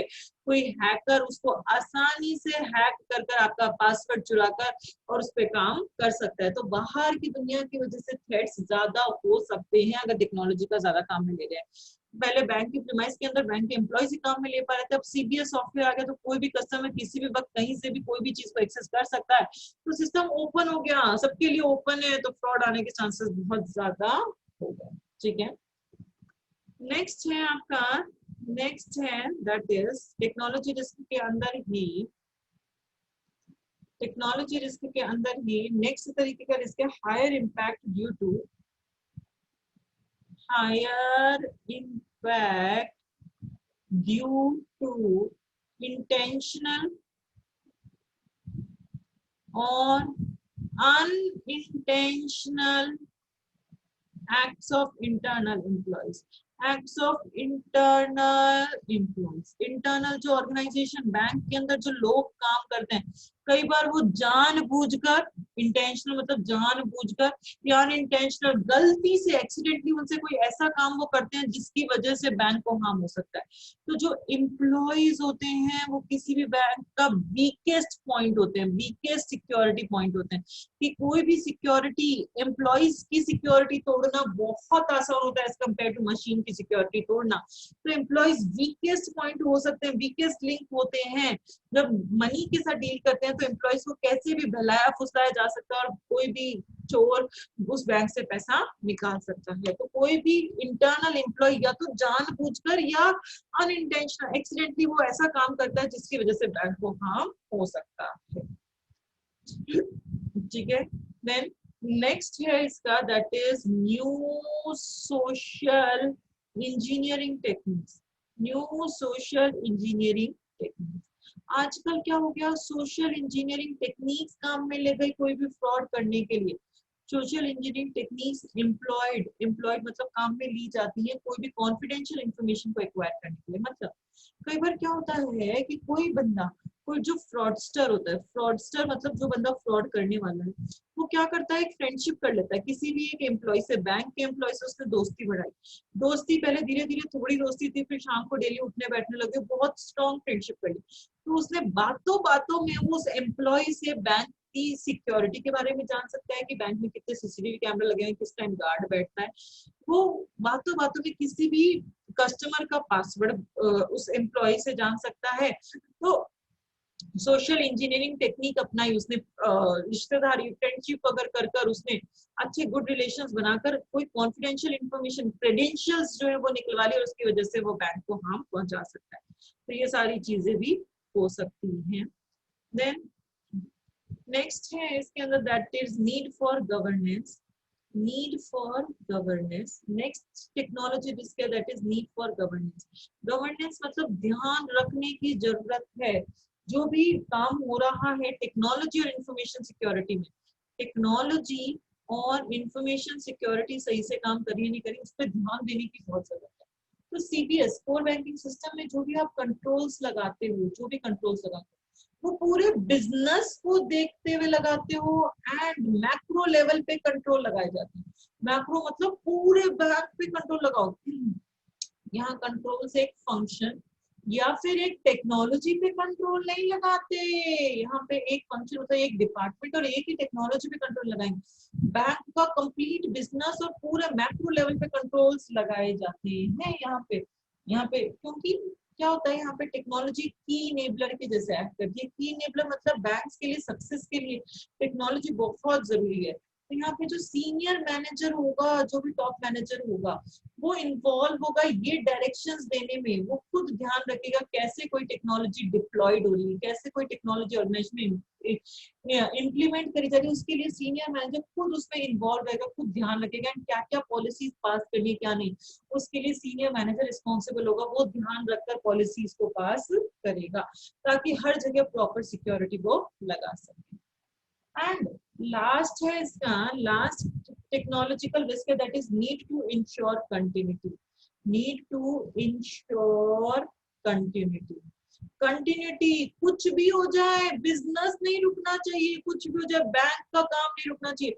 कोई भी एक्सीएनसीज आ जाए, एक्सीएनसीज का मतलब होता है कोई भी इमरजेंसी, कोई भी दिक्कत आ जाए, आपके पास रेजिलेंसी होनी चाहिए, एरर हैंडलिंग कैपेबिलिटी होनी चाहिए। बैंक का काम नहीं रुक सकता, कोई भी टेक्नोलॉजी फेलियर कुछ भी हो जाए, आपका बैंक का काम नहीं रुकना चाहिए, बैंक का काम हमेशा चलते रहना चाहिए। इसीलिए आप एक बिजनेस कंटिन्यूटी प्लान बनाते हैं। बीसीपी पढ़ा था पहले चैप्टर नंबर 3 में। डॉक्यूमेंटेड बिजनेस कंटिन्यूटी प्लान होना चाहिए, प्रॉपर डॉक्यूमेंट्स में होना चाहिए, उसमें प्रॉपर लिखा होना चाहिए कि ये टेक्नोलॉजी हम काम में लेंगे, ये इंफॉर्मेशन टेक्नोलॉजी हम काम में लेंगे, इंफॉर्मेशन सिस्टम्स ये सारे हार्डवेयर सॉफ्टवेयर काम में लेंगे। ये सारी चीजें पहले से प्लान होनी चाहिए, मॉनिटर होनी चाहिए, ये सारी चीजें एंड इम्प्लीमेंटेड होनी चाहिए कि कुछ भी हो जाए बिजनेस का काम नहीं रुकेगा। कोई भी इमरजेंसी, कोई भी डिफिकल्टी आ जाए, उसके पास एरर हैंडलिंग कैपेबिलिटी होनी चाहिए, उसका काम टेक्नोलॉजी फेलियर की वजह से नहीं रुकना चाहिए। तो इसलिए बिजनेस कंटिन्यूटी प्लान्स आपके पास होने चाहिए। तो ये सारे क्या है आपके टेक्नोलॉजी रिलेटेड रिस्क हैं। क्या क्या है technology related risk? Frequent change और obsolescence of technology. Technology constantly change होती रहती है, तो बहुत जल्दी कोई भी टेक्नोलॉजी ऑब्सोलीट हो जाती है। तो जब भी आप टेक्नोलॉजी में पैसा डालो, इन्वेस्ट करो, तो बहुत प्लानिंग से इन्वेस्ट करो, अदरवाइज वो टेक्नोलॉजी ऑब्सोलीट हो गई तो आपको बहुत सारा लॉस बेयर करना पड़ेगा। Then multiplicity and complexity of systems. Banking का काम वैसा का वैसा है जैसा पहले था, बस टेक्नोलॉजी लग गई तो काम करने के तरीके चेंज हो गए, तो तरीके चेंज हो गए। तो इसमें बहुत सारे डिजिटल प्लेटफॉर्म्स हैं, बहुत सारी चीजें हैं, उनको समझने के लिए आपके पास बहुत टेक्नोलॉजिकल स्किल्स होनी चाहिए। इस काम को अपन आउटसोर्स कर सकते हैं दूसरी कंपनी को जिसके पास वो सारी स्किल्स हैं। Different types of controls for different types of technology. अलग अलग टेक्नोलॉजी के लिए अलग अलग रिक्वायरमेंट्स होती है, अलग अलग तरह के कंट्रोल्स लगाने पड़ सकते हैं आपको, अलग अलग सिक्योरिटी मेजर्स लगाने पड़ सकते हैं। Proper alignment with business objective and legal and regulatory requirements. जो भी सीरियस काम में ले रहे हो वो ऐसा काम में लो जो ऑर्गेनाइजेशन की सारी जरूरतों को, ऑब्जेक्टिव को पूरा कर सके एंड प्रॉपर रूल्स रेगुलेशंस के साथ बना हुआ। Dependence on vendors due to outsourcing. Outsourcing देखो, सीबीएस पे अगर काम करना है तो जो एम्प्लॉइज हैं उनके पास स्पेशलाइज्ड डोमेन स्किल होनी चाहिए उस आईटी को मैनेज करने के लिए जो बैंक्स काम में ले रहे हैं। तो इसी काम को, सीबीएस को अपन मैनेज करने का काम आउटसोर्स कर सकते हैं। जब अपन आउटसोर्स कर देंगे तो अपन वेंडर पे डिपेंड करेंगे, तो वेंडर रिलेटेड रिस्क ना आए इसलिए उनके साथ प्रॉपर कॉन्ट्रैक्ट, प्रॉपर मॉनिटरिंग रखेंगे, वो क्या काम कर रहे हैं, प्रॉपर कंट्रोल्स लगा कर रखेंगे। Then vendor related concentration risk. आप ये सारे जो सीबीएस के कंपोनेंट्स है मल्टीपल वेंडर से भी ले सकते हो, हार्डवेयर सॉफ्टवेयर नेटवर्क या एक ही वेंडर प्रोवाइड करवा सकते हैं, पर आपको वेंडर रिलेटेड रिस्क आ सकता है क्योंकि हर चीज के लिए हम वेंडर पे डिपेंड करेंगे। Then segregation of duty. अगर इस काम सेग्रीगेशन ऑफ ड्यूटी, काम किसका क्या है, उसमें कॉन्फ्लिक्ट आ गया, लोग लड़ रहे हैं, हमारा ये काम था, हमारा ये काम था, हमारा ये काम था, ये हमारा नहीं है, तुम्हारा ये, हमारा नहीं है, तुम्हारा है, तो बहुत ज्यादा आपको प्रॉब्लम आ सकती है। अगर इनिशिएट, ऑथराइज और डिस्ट्रीब्यूट करने का काम एक ही बंदे का है तो उसको मिसयूज होने के चांसेस बहुत ज्यादा है, उसमें फ्रॉड होने के चांसेस बहुत ज्यादा है। Then external threat leading to cyber fraud. पहले क्या होता था, बैंक का सॉफ्टवेयर बैंक के लोग और बैंक के प्रीमाइस के अंदर ही काम ले पाते थे। अब ये सॉफ्टवेयर कोई भी बंदा कहीं से भी काम में ले पा रहा है, किसी वक्त काम में ओपन हो गया तो फ्रॉड होने के चांसेस ज्यादा हो गए। Then next is that is higher impact due to intentional or unintentional acts of employees. जो एम्प्लॉयज होते हैं वो वीकेस्ट लिंक होते हैं किसी भी ऑर्गेनाइजेशन के लिए, उनको तोड़ना बहुत आसान होता है। तो जो एम्प्लॉयज हैं वो जानबूझकर कई बार गलती से उनको हार्म पहुंचा देते हैं अपने सिस्टम को। The new social engineering techniques employed. Fraudsters क्या करते हैं, फ्रेंडशिप करते हैं एम्प्लॉयज के साथ, तो फिर उनसे कोई कॉन्फिडेंशियल इंफॉर्मेशन निकलवाते हैं और उसका गलत यूज में ले लेते हैं। Need for governance, need for governance, यहाँ पे चीजों का ध्यान रखना पड़ेगा, टेक्नोलॉजी और इंफॉर्मेशन सिस्टम को ध्यान रखने की जरूरत है, क्या कैसा काम है। तो सीबीएस के अंदर जो कंट्रोल्स लगाते हो पूरे बिजनेस और मैक्रो पॉइंट ऑफ व्यू से लगाते हो, फंक्शनल टेक्नोलॉजी के पॉइंट ऑफ व्यू से कभी भी कोई कंट्रोल्स नहीं लगाए जाते, पूरी ऑर्गेनाइजेशन के लिए कंट्रोल्स लगाते हो, क्योंकि टेक्नोलॉजी बैंक के लिए बहुत जरूरी है सक्सेस के लिए। तो सीनियर मैनेजर खुद डायरेक्टली इन्वॉल्व हुए कि किस तरीके से कैसे टेक्नोलॉजी इन्वॉल्व इम्प्लीमेंट हो रही है, उसको खुद ध्यान दें, पॉलिसीज बनाए, सब चीजों का खुद ध्यान रखें। मैं नीड टू इंश्योर कंटिन्यूटी, कोई भी एक्सिजेंसीज आ जाए, कोई भी डिफिकल्टी आ जाए, बिजनेस नहीं रुकना चाहिए, आपका बैंक का काम नहीं रुकना चाहिए, रेजिलियंसी पावर होनी चाहिए, एरर हैंडलिंग कैपेबिलिटी होनी चाहिए, मतलब आपके पास प्रॉपर बिजनेस कंटिन्यूटी प्लान होना चाहिए, उसमें सब कुछ लिखा हुआ हो, क्या टेक्नोलॉजी काम में लोगे, कौन से इंफॉर्मेशन सिस्टम्स काम में लोगे, वो प्लान जो है वो ये सारी चीजें proper plan, proper monitoring, proper implemented होनी चाहिए कि कुछ भी हो जाए बिजनेस का काम नहीं रुकेगा, बिजनेस का काम हमेशा चलता ही रहेगा, कोई भी प्रॉब्लम आएगी तो उसको हैंडल करने की कैपेबिलिटी आपकी होनी चाहिए। तो ये सारे आपके टेक्नोलॉजी रिलेटेड रिस्क थे, ये सारे अपन ने पढ़े हैं बैंक के पॉइंट ऑफ व्यू से पढ़े। हाँ जी एकांश बोलो बेटा। मैम ये इसके अंदर हर जगह सीबीएस का रेफरेंस क्यों दे रहे हैं? क्योंकि आपकी कोर्स बुक में बेटा सीबीएस से रिलेटेड टेक्नोलॉजी रिलेटेड रिस्क बताए हैं, पहले ये जो टेक्नोलॉजी रिस्क थे ये अपन सीबीएस वाले चैप्टर में ही पढ़ते थे, इस बार इसको इस चैप्टर में डाल दिया, सारे रिस्क को एक जगह कर दिया इस बार। तो बैंकिंग का काम भी ऑटोमेट हो रहा है, तो जितने भी ऑटोमेटेड प्रोसेस हैं उन सब का रिस्क बताया, बिजनेस पे रिस्क ऑटोमेटेड प्रोसेस का क्या पड़ रहा है। देन टेक्नोलॉजी अगर ऑटोमेट हो गई मतलब बैंकिंग का काम भी ऑटोमेट हो गया, बैंकिंग का काम टेक्नोलॉजी की वजह से ऑटोमेट हो रहा है, तो उस पर बैंक को क्या क्या रिस्क आएंगे ये बताया। ठीक है, तो यहाँ सीबीएस को ध्यान में रखते हुए अपन को टेक्नोलॉजी रिलेटेड रिस्क बताएंगे। क्लियर है कांश? Yes ma'am. हाँ जी। थर्ड तरीके के आपके रिस्क हैं, थर्ड तरीके के आपके रिस्क हैं, तीन तरह के रिस्क हैं। पहला अपन ने पढ़ लिया बिजनेस रिलेटेड रिस्क, सेकंड अपन ने पढ़ लिया टेक्नोलॉजी रिलेटेड रिस्क, थर्ड तरीके का आपका रिस्क है data related risk. Data related risk, data का काम ऑटोमेटिक हो रहा है, डेटा रिलेटेड रिस्क क्या हो सकते हैं इसमें? जो फिजिकल एक्सेस ऑफ डेटा, अपन ने चैप्टर नंबर 3 में पढ़ा था कि फिजिकली कोई बंदा कैसे किसी चीज को एक्सेस कर सकता है, फिजिकल रिस्क पढ़े थे। फिजिकली आप खुद जा रहे हो, दरवाजों पे ताला लगा दिया, कंट्रोल्स आपने लगा दिए थे, लॉक ऑन डोर्स और ये सब। और इलेक्ट्रॉनिकली कोई बंदा कैसे किसी चीज को एक्सेस कर सकता है, जो चैप्टर नंबर 3 में पढ़ा था कि इलेक्ट्रॉनिकली आप डेटा को कैसे एक्सेस कर सकते हो, ये सारे आपके डेटा रिलेटेड रिस्क में आ जाएंगे। तो जो चैप्टर नंबर 3 में अपन ने पढ़ा था, अगर अपन से इसी चैप्टर में पूछ ले डेटा रिलेटेड रिस्क क्या होता है, तो आपको एग्जाम में एक्सप्लेन करना पड़ेगा physical access of data and electronic access of data, कि फिजिकली आप डेटा को कैसे कैसे एक्सेस कर सकते हो, वो सारे रिस्क आ सकते हैं। इलेक्ट्रॉनिकली डेटा कैसे कैसे एक्सेस किया जा सकता है, वो सारे रिस्क आपके डेटा रिलेटेड रिस्क में आ जाएंगे। ठीक है, यहाँ तक क्लियर है सबको? यहाँ तक क्लियर है सबको? चलो अब मैं पहले थोड़ा सा हाँ जी, अपन बढ़ चुके हैं। रिस्क क्या क्या होते हैं? तीन तरह के रिस्क होते हैं, business risk, technology risk and data related risk. आपको अपन पढ़ेंगे कुछ risk management and related terms, risk को कैसे क्या मैनेज करोगे और उसकी टर्म्स क्या क्या है, कुछ टर्म्स के बारे में पढ़ेंगे रिस्क से रिलेटेड जो टर्म्स है। तो risk management and it's related terms, risk से रिलेटेड जितनी भी टर्म्स हैं उन सब के बारे में पढ़ेंगे कि किसका क्या मतलब होता है। सबसे पहले risk management. Risk management, risk को मैनेज करना, रिस्क को मैनेज करना मतलब कैसे करते हो रिस्क को मैनेज? एक प्रोसेस है, एक स्टेप्स फॉलो करते हो। उसमें सबसे पहले असेस करते हो, एनालाइज करते हो, इवैल्यूएट करते हो कि क्या क्या रिस्क आ रहा है, सबसे पहले उसको असेस करते हो।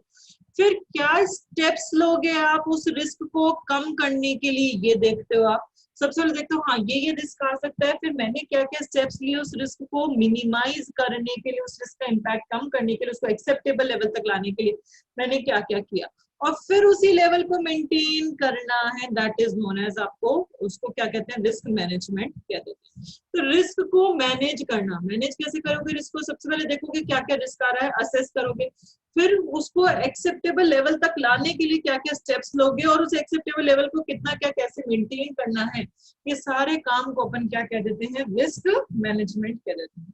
बेसिकली रिस्क मैनेजमेंट में आप क्या करते हो? आइडेंटिफाई करते हो अनसर्टेन इवेंट्स, ऐसे कौन से इवेंट्स हैं जिससे आपकी रिसोर्सेज को फर्क पड़ सकता है, अनसर्टेन चीजें कौन सी, उनको आइडेंटिफाई करोगे, उनको मेजर करोगे कितनी अनसर्टेन इवेंट आ सकते हैं और उनको मिनिमाइज, उनको कम से कम करने की कोशिश करते हो। तो आइडेंटिफाई करते हो, मेजर करते हो, मिनिमाइज करते हो जितने भी अनसर्टेन इवेंट्स हैं जिनकी वजह से आपकी रिसोर्सेज को फर्क पड़ सकता है, उसी को अपन क्या कह देते हैं, रिस्क मैनेजमेंट कह देते हैं। कुछ टर्म्स के बारे में पढ़ते जा रहे हैं अपन। असेट्स, ऑर्गेनाइजेशन में आप असेट किसको कहते हो, असेट किसको कहते हो, समथिंग ऑफ वैल्यू, किसी भी चीज की, कोई भी चीज जो वैल्यूएबल चीजें होती हैं, जो भी जिस भी चीज की वैल्यू होती है उसको अपन असेट्स कहते हैं। जैसे कि आप अपनी कंप्यूटर में क्या इंफॉर्मेशन को असेट कह सकते हो, हाँ कंप्यूटर में इंफॉर्मेशन बहुत जरूरी चीज होती है, आपके लिए बहुत वैल्यूएबल चीज होती है। अब इंफॉर्मेशन चाहे आपकी इलेक्ट्रॉनिक फॉर्म में पड़ी हो, चाहे इंफॉर्मेशन आपकी फिजिकल फॉर्म में पड़ी हुई हो, आप उसको असेट्स कह सकते हो। आप अपने सॉफ्टवेयर्स चाहे वो आपके एप्लीकेशन सॉफ्टवेयर्स हो, चाहे आपके सिस्टम सॉफ्टवेयर्स हो, कोई भी सॉफ्टवेयर्स हो, आप उनको अपनी असेट कह सकते हो कि आपके लिए बहुत असेट है ये। आप अपने एम्प्लॉइज को भी असेट कह सकते हैं। ऑर्गेनाइजेशन का जो एचआर डिपार्टमेंट, जो ह्यूमन रिसोर्स होता है, वो भी उसके लिए असेट है, क्योंकि जितना एफिशिएंटली एम्प्लॉइज काम करे उतना ज्यादा सक्सेस किसी ऑर्गेनाइजेशन को मिल सकती है। तो असेट्स किसको कह रहे हो, किसी भी चीज की जो वैल्यू है, कोई भी चीज की जो वर्थ है, उसको असेट कह देते हैं ऑर्गेनाइजेशन के लिए। वर्थ आपकी इंफॉर्मेशन की वर्थ हो सकती है, इंफॉर्मेशन चाहे वो इलेक्ट्रॉनिक वे में पड़ी हुई हो, चाहे फिजिकल फॉर्म में पड़ी हुई हो। सॉफ्टवेयर चाहे वो एप्लीकेशन हो, चाहे सिस्टम सॉफ्टवेयर, उनको आप असेट्स कह सकते हो। आपके एम्प्लॉइज जो होते हैं उनको आप असेट्स कह सकते हो। जो ये असेट्स होती हैं, जो जितनी भी तरीके की असेट्स होती हैं, उनकी सबकी कुछ कैरेक्टरिस्टिक्स होती हैं। जो भी असेट्स होती हैं, असेट्स की खुद की कुछ कैरेक्टरिस्टिक्स, कोई भी असेट हो, हर असेट्स की कुछ ना कुछ कैरेक्टरिस्टिक्स होती हैं। क्या सबसे पहली कैरेक्टरिस्टिक्स, हर असेट की वैल्यू होनी चाहिए ऑर्गेनाइजेशन के लिए, मतलब वर्थ होनी चाहिए। वो असेट उसको तब कहेंगे जब वो वर्थ हो। असेट ऐसी होनी चाहिए जो नॉट इजीली रिप्लेसेबल, उसको आसानी से रिप्लेस नहीं कर सकते, तभी उसको असेट कहेंगे। नॉट इजीली रिप्लेसेबल, उसको आप आसानी से रिप्लेस नहीं कर सकते।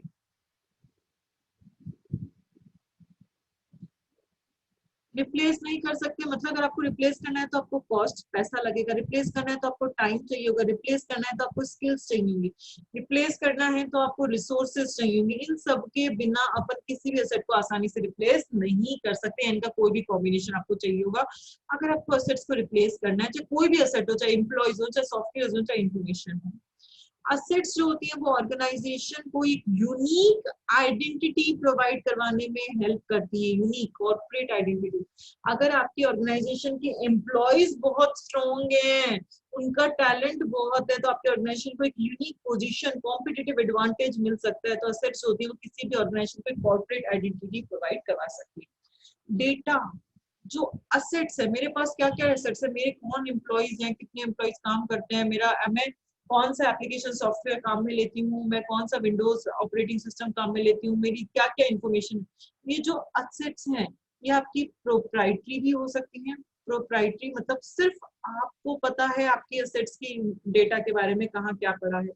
असेट्स का डेटा हाईली कॉन्फिडेंशियल होना चाहिए, सबके बीच में नहीं बांटो जो भी असेट्स का डेटा है, एंड टॉप सीक्रेट होना चाहिए। टॉप सीक्रेट, क्योंकि अगर इंफॉर्मेशन सबको पता चल गई, जो भी आपकी इंपॉर्टेंट क्रिटिकल इंफॉर्मेशन है जिससे आपको कॉम्पिटिटिव एडवांटेज मिल रहा है, तो उसकी वजह से आपको, अगर सबको पता चल गया तो आपको कॉम्पिटिटिव एडवांटेज नहीं मिल सकता। तो जो भी असेट्स होती है उनका जो भी डेटा है वो प्रोप्राइटरी होना चाहिए, हाईली कॉन्फिडेंशियल होना चाहिए, एंड टॉप सीक्रेट होना चाहिए। तो ये 4 कैरेक्टरिस्टिक्स होती है किसी भी असेट्स की। क्या हर एक असेट की कुछ ना कुछ वर्थ, कुछ ना कुछ वैल्यू होती है। असेट्स कोई भी ऐसी नहीं होती जिनको आसानी से रिप्लेस कर सके। रिप्लेस करना है तो आपको पैसा चाहिए होगा, टाइम, स्किल्स, रिसोर्सेज, या इन सब का कॉम्बिनेशन चाहिए होगा। असेट्स ऐसी चीज होती है जो ऑर्गेनाइजेशन को एक unique identity, corporate identity provide करवाने में हेल्प करती है। जो भी डेटा पड़ा है असेट से रिलेटेड वो प्रोप्राइटरी होना चाहिए, वो highly confidential and top secret होना चाहिए, सबको नहीं पता होना चाहिए। ठीक है। जो इंफॉर्मेशन सिक्योरिटी पर्सनल्स होते हैं, जो इंफॉर्मेशन सिक्योरिटी पर्सनल्स, जो आपके इंफॉर्मेशन सिक्योरिटी पर्सनल्स हैं, इंफॉर्मेशन सिस्टम पर्सनल्स, उनका काम होता है ये ध्यान रखना कि असेट्स पे क्या क्या थ्रेट आ सकता है, क्या क्या रिस्क आ सकता है। और क्या क्या सेफगार्ड्स मुझे असेट्स पे लगाने की जरूरत है, कौन सी असेट को हार्म हो सकता है और किस पे क्या सेफ्टी लगाने की जरूरत है। ये काम किसका है, इंफॉर्मेशन सिस्टम पर्सनल, जो भी इंफॉर्मेशन सिक्योरिटी पर्सनल्स हैं, जो भी मैंने एम्प्लॉयज हायर कर रखे हैं उसकी सिक्योरिटी के लिए, उनकी जिम्मेदारी है ये ध्यान रखना कि कौन सी एसेट पे क्या थ्रेट आ सकता है और किस पे क्या सेफगार्ड्स मेजर्स, सेफ्टी मेजर्स उनको लगाने। ठीक है, तो अपन ने दो पढ़ लिए, तो रिस्क मैनेजमेंट का मतलब क्या होता है, एक असेट्स का मतलब क्या होता है। थर्ड अपन पढ़ेंगे वनरेबिलिटी। वनरेबल, वनरेबल मतलब कोई मुझे बता सकता है, वनरेबिलिटी मतलब, वनरेबल मतलब क्या होता है, वनरेबल मतलब कोई बता सकता है क्या होता है। वनरेबल मतलब लूप होल, लूप होल मतलब कोई कमी रह गई, कोई वीकनेस रह गई किसी भी चीज में जिसकी वजह से कोई थ्रेट अकर हो सकता है, आपके सिस्टम में कोई वीकनेस रह गई जिसकी वजह से थ्रेट आ सकता है, उसको वनरेबल कहते हैं। फॉर एग्जाम्पल, जैसे नॉर्मल एग्जाम्पल लेते हैं, लाइक विंटर्स शुरू हो गई, आपने उसके बाद भी अगर आपने वुलन्स पहनने स्टार्ट नहीं किए, विंटर्स पड़ने लगी, आपने वुलन्स पहनने शुरू नहीं किए, तो आप वनरेबल हो, आप में ये कमी रह गई, आपने वुलन्स नहीं पहने तो आपको कोल्ड कॉफ फीवर हो सकता है, आपके सिस्टम में ये कमी रह गई, इसकी वजह से ये थ्रेट आ सकता है। तो क्या क्या कमियां रह गई, क्या क्या वीकनेस रह गई जिसकी वजह से कोई भी थ्रेट आ सकता है, उसको अपन वनरेबल कहते हैं। कमियां आपके इंफॉर्मेशन सिस्टम में हो सकती हैं, कमियां आपके क्रिप्टोग्राफिक सिस्टम में हो सकती हैं जिसकी वजह से कोई भी थ्रेट आ सकता है। क्रिप्टोग्राफी मतलब जो अपन ने कोडेड फॉर्म में डेटा भेजा था, कोडेड फॉर्म में क्यों भेजते थे, सिक्योरिटी लगाने के लिए। तो जितनी भी सिक्योरिटी के सिस्टम से उनमें कोई कमी रह गई, कोई वीकनेस रह गई जिसकी वजह से कोई भी थ्रेट अगर हो सकता है, तो उसको अपन क्या कहते हैं, वनरेबल कहते हैं। वनरेबल मतलब, वनरेबल सिस्टम है मतलब, वनरेबल मतलब कोई कमी रह गई जिसकी वजह से मैं अलाउ कर रही हूँ कि थ्रेट आओ और मेरे सिस्टम को हार्म कर दो, आप अलाउ परमिशन दे देते हो। फॉर एग्जाम्पल, आपने पुअर एक्सेस कंट्रोल लगा रखे हैं, आपके जो एक्सेस राइट्स हैं वो इतने स्ट्रॉन्ग नहीं है, पुअर है, तो कोई गलत अनऑथराइज बंदा भी गलत चीज को एक्सेस कर सकता है अगर आपके पुअर एक्सेस कंट्रोल्स लगे हुए लगे। फॉर एग्जाम्पल, अपना घर का जो फ्रंट डोर होता है, आपका घर का जो फ्रंट डोर होता है, आपने ओपन छोड़ दिया, आपने खुला छोड़ दिया, तो अनवांटेड पर्सन भी आपके घर में एंटर कर सकता है, कोई चोर भी आपके घर के अंदर आ सकता है, आपने घर का दरवाजा ओपन छोड़ दिया। फॉर एग्जाम्पल, आपने शॉर्ट पासवर्ड लगा दिया, मैंने सिर्फ 3 लेटर का पासवर्ड बना दिया, अब ये 3 लेटर को, और लेटर ही लिखे हैं, कोई नंबर्स कोई सिंबल्स नहीं लिखे, तो उनको क्रैक करना बहुत आसान हो जाएगा, तो मेरा सिस्टम वनरेबल है, कभी भी मेरा सिस्टम हैक हो सकता है, मेरा सिस्टम कभी भी हैक हो सकता है क्योंकि मैंने इतना छोटा पासवर्ड लगाया। तो वनरेबिलिटी मतलब सिस्टम के अंदर वीकनेस जिसकी वजह से थ्रेट अंदर एंटर कर सकता है और सिस्टम को हार्म पहुंचा सकता है, उसको वनरेबल कहते हैं। सिस्टम के अंदर ऐसी कोई लूप होल रह गया, कोई कमी रह गई जिसकी वजह से उसके अंदर थ्रेट आ रहा है और उसको हार्म पहुंचा रहा है। इंफॉर्मेशन सिस्टम में कमी रह गई, क्रिप्टोग्राफिक सिस्टम जो सिक्योरिटी सिस्टम्स बनाए उसकी वजह से उसमें कमी रह गई और आप अलाउ कर रहे हो कि थ्रेट आओ और हार्म कर दो। जैसे पुअर एक्सेस कंट्रोल्स आपने लगा दिए तो आपका सिस्टम वनरेबल हो सकता है। आपने घर का मेन डोर ओपन छोड़ दिया, आपने शॉर्ट पासवर्ड्स लगा दिए तो आपका सिस्टम वनरेबल हो सकता है। वनरेबिलिटी के लिए एटलीस्ट वन कंडीशन होनी चाहिए। अपन कब कहेंगे कि वो सिस्टम वनरेबल है, अपन कब कहेंगे कि कोई भी सिस्टम जो है वो वनरेबल है, वनरेबल है तो उसके अंदर एटलीस्ट, इनमें से एटलीस्ट वन कंडीशन होनी चाहिए, इनमें से एटलीस्ट वन स्टेज में वो सिस्टम होना चाहिए, तब मैं कहूंगी कि वो सिस्टम मेरा वनरेबल है।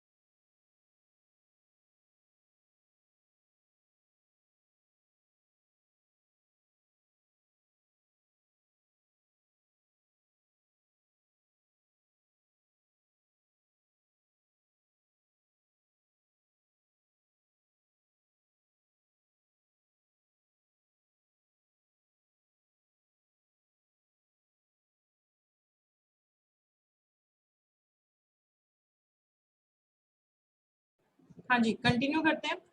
तो मैंने कहा कब कहूंगी कि सिस्टम वनरेबल है, कि कम से कम वो एक इनमें से एक स्टेज में होना चाहिए, कम से कम एक कंडीशन को फॉलो करना चाहिए, तब मैं कहूंगी सिस्टम मेरा वनरेबल है, उसमें एरर आने के चांसेस ज्यादा है, लूप होल्स छूट गए उसके अंदर। अगर ऐसा सिस्टम है कि उसमें कोई और बंदा किसी और का कमांड को एग्जीक्यूट कर पा रहा है, कोई बंदा पर्सन ए जो है पर्सन बी के कमांड को एग्जीक्यूट कर पा रहा है, पर्सन बी का काम कर पा रहा है, तो मैं कहूंगी कि वो सिस्टम वनरेबल है, उसमें एरर्स होने के चांसेस ज्यादा हैं। अगर अगर कोई बंदा है जो किसी डेटा को एक्सेस कर पा रहा है जिसके ऊपर रेस्ट्रिक्शंस लगे हुए थे, जिस डेटा के ऊपर रेस्ट्रिक्शंस लगे हुए थे, अगर कोई बंदा उसको भी एक्सेस कर पा रहा है, तो मैं कहूंगी कि वो सिस्टम वनरेबल है। अगर कोई बंदा किसी और की आइडेंटिटी को पोज कर रहा है, मतलब ए वाला बंदा ऐसा दिखा रहा है कि मैं बी वाला ही बंदा, उसने आइडेंटिटी चुरा ली उसकी, तो मतलब वो सिस्टम वनरेबल है। अगर कोई बंदा ऐसा काम कर रहा है, कंडक्ट कर रहा है जो डिनाई हो चुकी है services, denial of services, services मतलब मना है उस सर्विस को यूज में लेना पर आप फिर भी उस सर्विस को दे रहे हो, तो मतलब वो सिस्टम वनरेबल है, उसमें एरर आने के चांसेस ज्यादा हैं। तो आप कब कहोगे कि सिस्टम वनरेबल है? कि वो इनमें से एटलीस्ट एक कंडीशन को तो फॉलो करे, कम से कम एक कंडीशन, कि कोई और बंदा किसी और के कमांड को एग्जीक्यूट कर पा रहा है, कोई बंदा ऐसा डेटा को एक्सेस कर पा रहा है जिसपे रेस्ट्रिक्शंस लगे हुए हैं, कोई किसी की आइडेंटिटी को चुरा रहा है, या आप ऐसी सर्विसेज दे रहे हो जिसके लिए डिनाई हो चुका, बना है, बंद है, जिसके लिए सर्विसेज देना बना है, वो भी सर्विसेज आप कंडक्ट कर पा रहे हैं, तो मतलब सिस्टम आपका वनरेबल है, उसमें एरर आने के चांसेस बहुत ज्यादा है। ठीक है, समझ में आ गया? वल्नरेबिलिटी का मतलब क्या होता है कि आपने सिस्टम के अंदर वीकनेस डाल दी ताकि उस पर कोई भी थ्रेट आसानी से आ जाए और उस सिस्टम को हार्म पहुंचा दे। नेक्स्ट पढ़ेंगे अपन, नेक्स्ट कंसेप्ट पढ़ेंगे दैट इज थ्रेट। अब ये थ्रेट क्या होता है? थ्रेट क्या होता है? थ्रेट मतलब कोई भी चीज, कोई भी एंटिटी, कोई भी सरकमस्टेंस, किसी भी वजह से, जिस भी वजह से सिस्टम को हार्म हो रहा है उसको थ्रेट कहते हैं, पोटेंशियल टू हार्म। जो भी चीज सिस्टम को हार्म कर सकती है, जो भी चीज आपके सॉफ्टवेयर को, आपके सिस्टम को हार्म पहुंचा सकती है, उसको अपन थ्रेट कहते हैं।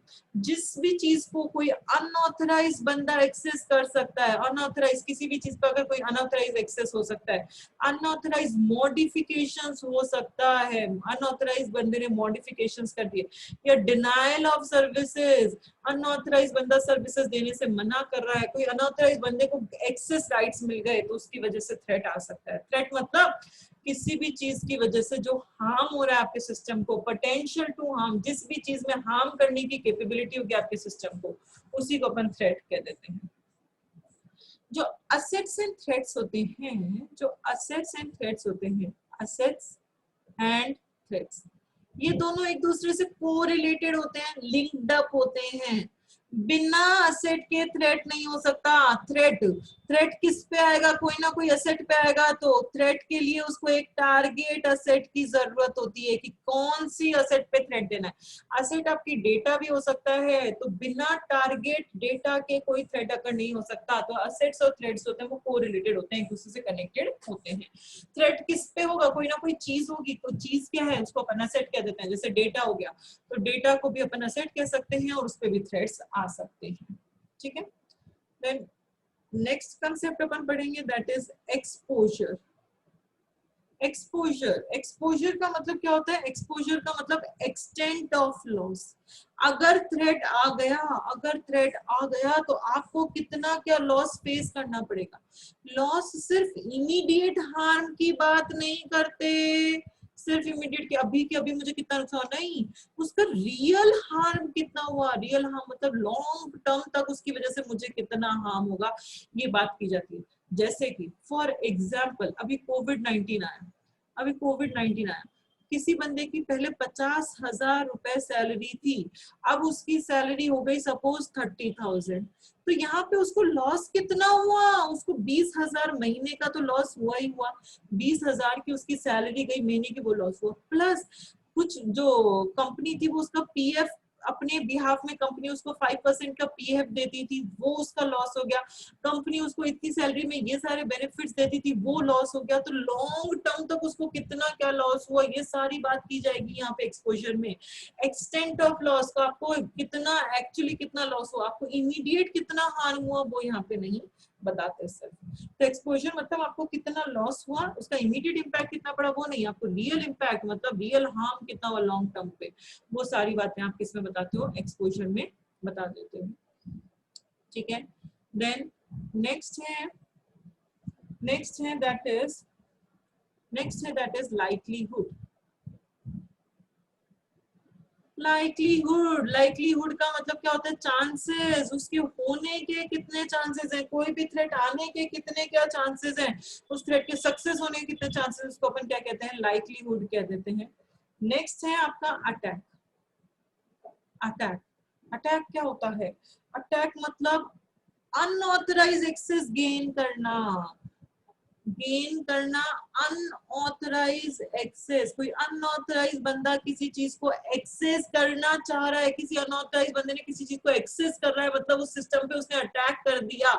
कोई कंप्यूटर सिस्टम पे भी अटैक करता है, कंट्री पे भी अटैक होते हैं कि कोई अनऑथराइज बंदा उस चीज को एक्सेस कर रहा है, तो उसको अपन क्या कहते हैं, अटैक कहते हैं।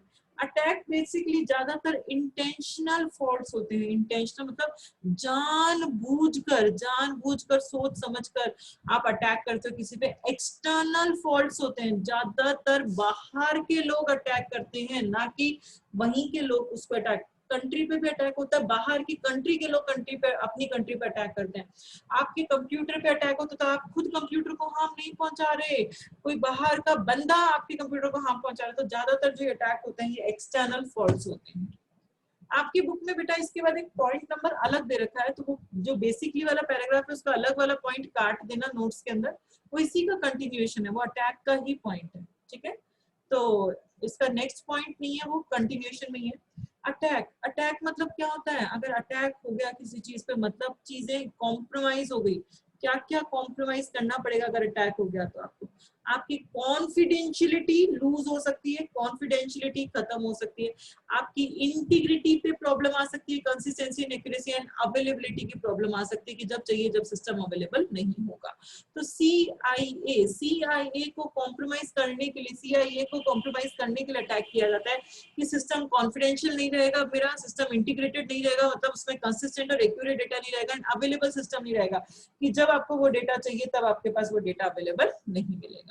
तो किस तरीके का अटैक हुआ है, टाइप ऑफ अटैक, आपने किस तरीके का अटैक किया है, एंड डिग्री, उसके सक्सेस होने के चांसेस कितने हैं, क्या अटैक हो रहा है उसके सक्सेस होने के चांसेस कितने हैं, उस पर डिपेंड करता है कि उस अटैक का कितना क्या कॉन्सिक्वेंस अपने ऊपर पड़ेगा, उस अटैक का कितना इम्पैक्ट अपने ऊपर पड़ेगा, ये डिपेंड करता है किस तरीके का अटैक हुआ है।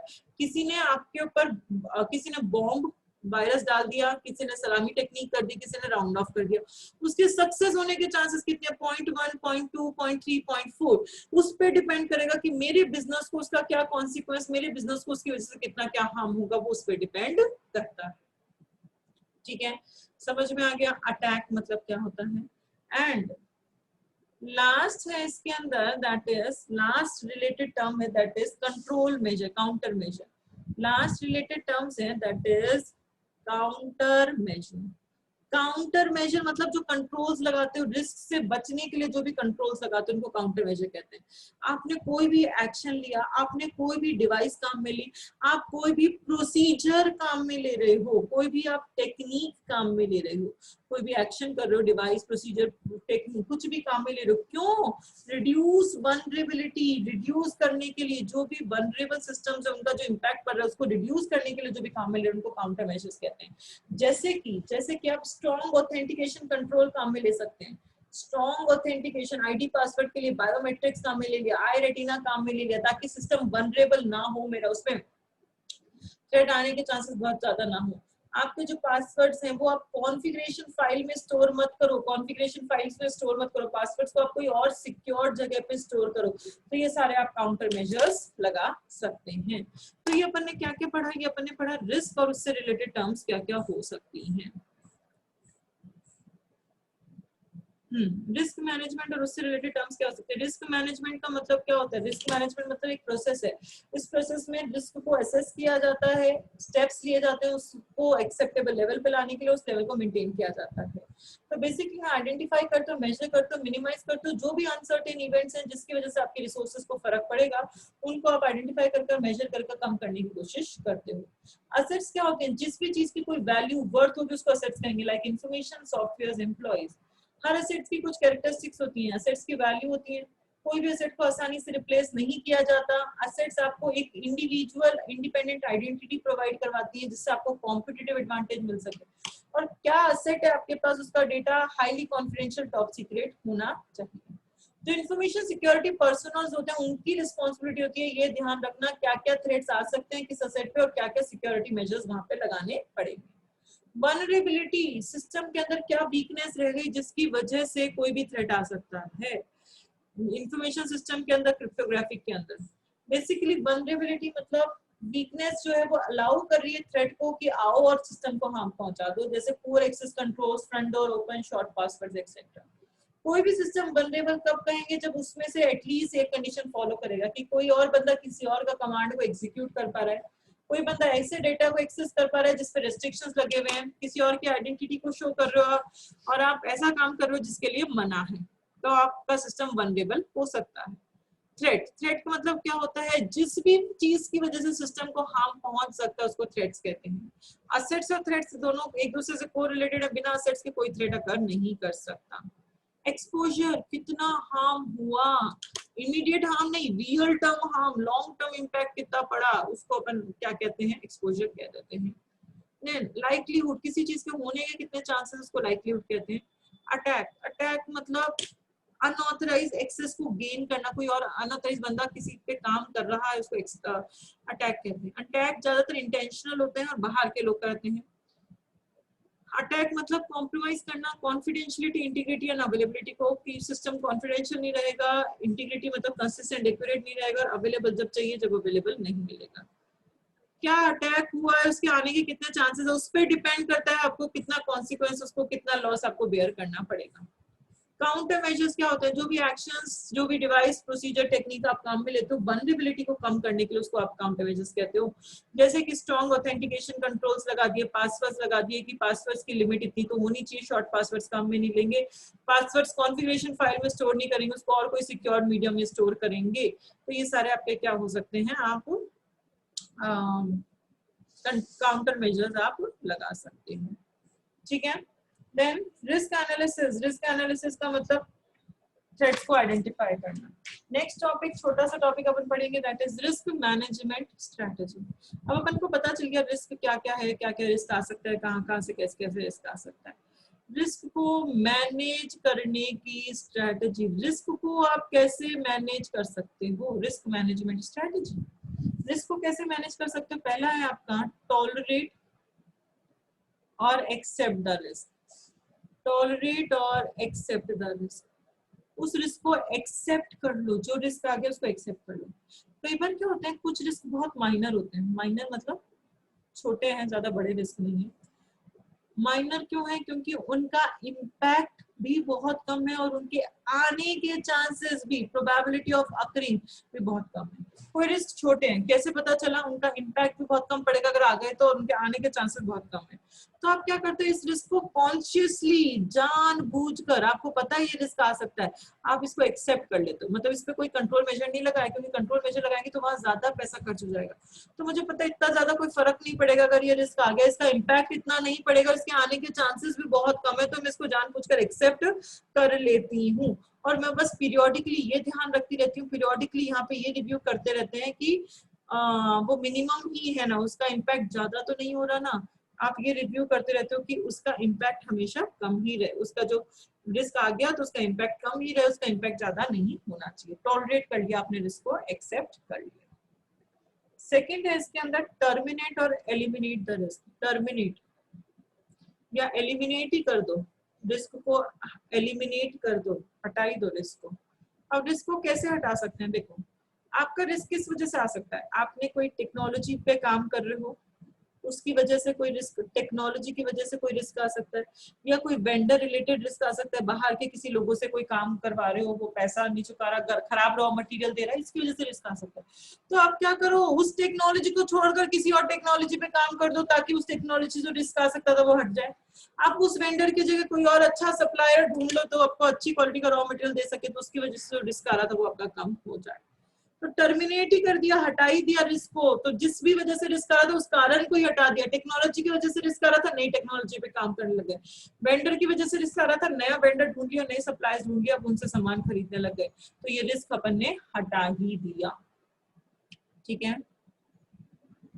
देन नेक्स्ट तरीके का रिस्क हो सकता है, रिस्क को मैनेज करने की नेक्स्ट स्ट्रेटेजी हो सकती है, दैट इज ट्रांसफर या फिर शेयर द रिस्क। ट्रांसफर कर लो या शेयर कर लो रिस्क को। ट्रांसफर कैसे कर सकते हो रिस्क को? जैसे कि आप अपने रिस्क को ट्रांसफर कर सकते हो अपने ट्रेडिंग पार्टनर्स, अपने पार्टनर्स को रिस्क, पार्टनर्स के बीच में रिस्क बढ़ सकता है। आपके सप्लायर्स के साथ आप अपना रिस्क बांट सकते हैं। कैसे? आप कोई आईटी मैनेजमेंट का काम, इंफॉर्मेशन टेक्नोलॉजी का काम खुद करने की जगह अगर आउटसोर्स कर दो, खुद करने की जगह बाहर दे दिया, तो जो कंप्यूटर रिलेटेड जो भी रिस्क था कि हार्डवेयर खराब हो रहा है, कभी सॉफ्टवेयर खराब हो रहा है, कभी ये अपडेट करना है, कभी वो अपडेट करना है, कभी टेक्नोलॉजी ऑब्सोलीट हो रही है, तो वो रिस्क मेरा नहीं रहा, मैंने दूसरी कंपनी को आउटसोर्स कर दिया, उसके ऊपर वो रिस्क आ गया, तो मैंने मेरा पूरा का पूरा रिस्क बाहर दूसरी कंपनी को दे दिया, मेरे पार्टनर को दे दिया, या जो मेरे को सप्लाई करेंगे उसको मैनेज करके सर्विसेज, उसको मैंने वो रिस्क ट्रांसफर कर दिया। या फिर आपने उस रिस्क के बदले इंश्योरेंस करवा दिया, तो जो इंश्योरेंस कंपनीज होती हैं वो उस रिस्क के बदले आपको पैसा देंगे। आपने किसी भी चीज के लिए, आपने आग का जो रिस्क था वो आपने इंश्योरेंस करवा लिया कि अगर आग लग गई तो ये होगा, तो आग लग गई तो आपके ऊपर रिस्क नहीं रहा, इंश्योरेंस कंपनी का रिस्क रहा, वो आपको पैसा चुकाएगी। तो या तो आपने इंश्योरेंस करवा लिया या फिर आपने आउटसोर्स कर दिया अपने काम को, तो दूसरी कंपनी के पास, आपके पार्टनर्स के पास पूरा का पूरा रिस्क ट्रांसफर हो गया। देन नेक्स्ट है इसके अंदर, that is treat and mitigate the risk. Treat और मिटिगेट द रिस्क। मिटिगेट मतलब उसको कम करना, उसको कम कैसे किया जा सकता है। कई बार क्या होता है, कोई ऑप्शंस नहीं बचा, सारे ऑप्शंस खत्म हो गए, तो आप क्या करो, अब उस रिस्क से बचने के लिए कंट्रोल्स लगाओ।